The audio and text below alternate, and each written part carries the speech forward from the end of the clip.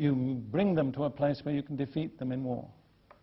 It's very interesting, when Goliath came against David, he cursed him in the name of his gods. That wasn't just a display of vulgarity.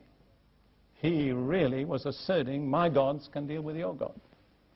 So in a certain sense, ancient warfare was often not just a conflict between nations, but it was viewed as a test of power between the gods of those nations. For instance, when God dealt with Egypt and brought Israel out, the Psalm says he judged the gods of Egypt. Not just the natural rulers, but the spiritual rulers. So Balak was hired as a good curser. That was his profession. Ruth and I visited Bath a few years ago, and they had just then excavated a pagan temple.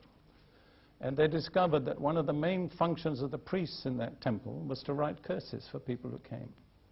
They didn't trust themselves to write a good enough curse for themselves, so the function of the priest was to write a really horrific curse against the person whom they wanted to see destroyed. Don't smile at that. I mean, you can smile and think it's funny, but believe me, in a certain sense, it works. People wouldn't spend thousands of years in a certain way of doing things if there wasn't some reality in it.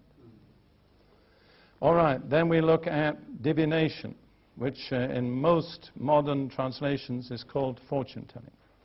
This is the knowledge element of witchcraft. This is the product is not now power, but it's knowledge, which, as I pointed out, was the first desire that led man into sin.